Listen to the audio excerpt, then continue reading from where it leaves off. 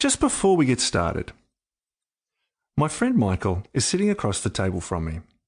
Now, he's the CEO of a major entertainment company. We've just finished the outline for his presentation, and he sits back in his chair looking satisfied. Then his energy changes and concern takes over his face. He says, "Now the planning feels complete, Cam. My message is clear and the structure looks good, but that's not my biggest challenge. My biggest challenge is the start. The real problem is that awkward feeling just before I speak. My throat is tight and I wonder if I'm going to stumble on my words. And you know, at the start of any talk, there's that echoing silence and all those expressionless faces wondering where you're going to take them. It takes a while to build a good rhythm." Well, that's true. The start can be a challenge for all of us. The beginning of a speech is a point in time that's full of uncertainty. And uncertainty is the root cause of anxiety, but we're going to get to that later.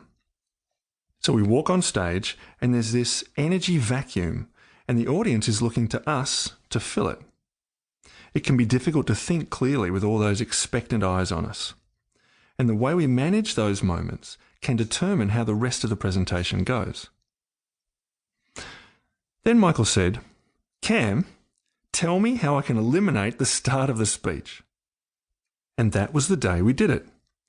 We devised a way to eliminate the awkward start of any speech. Now, he was half joking, of course, but we brainstormed it that afternoon and we did it. Not possible, you say? Surely every speech needs a start. Well, we vanquished it, and you can too. We found a way to not only eliminate the awkward start of a speech, but to achieve 4 crucial goals. 1, to reduce anxiety. 2, to convert the cold mood of any room, hall, or stadium into a warm conversational energy. 3, take the spotlight off your performance so that you can relax. And 4, create an environment to engage your audience. It's an incredibly powerful technique that works with any audience or any subject. It puts you instantly in control of the room while taking most of the traditional public speaking pressures off you. It works if you're a quiet, thoughtful, softly spoken introvert speaker, or a loud, fast, dynamic extrovert style, or anything in between. And it works no matter how much sleep you had the night before. This powerful technique is called "just before we get started, ... In a nutshell, the first words you say are, "just before we get started," followed by a few words on something you've prepared to chat about, like the background to your talk, or your role, or the beginning of the relationship that led to the talk, or housekeeping issues, such as how long you'll speak for, how to manage questions if there's a handout and so on, or anything you like.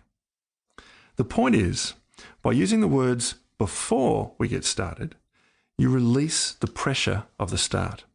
The energy vacuum is filled and you've done it with a conversational tone. Of course, technically, you have started. But after your relaxed intro, you simply continue on with your talk as planned. And this avoids the drama of a traditional start. This "just before we get started" technique works like magic. It's amazing, but it's true. Try it for yourself. I'll explain exactly how this works later, as it's one of the techniques covered in the Give Great Explanations section at the end of this book. First, let's have a look at how the book is structured. Oh, and if you're still reading, it looks like the "just before we get started" technique works to open a book as well.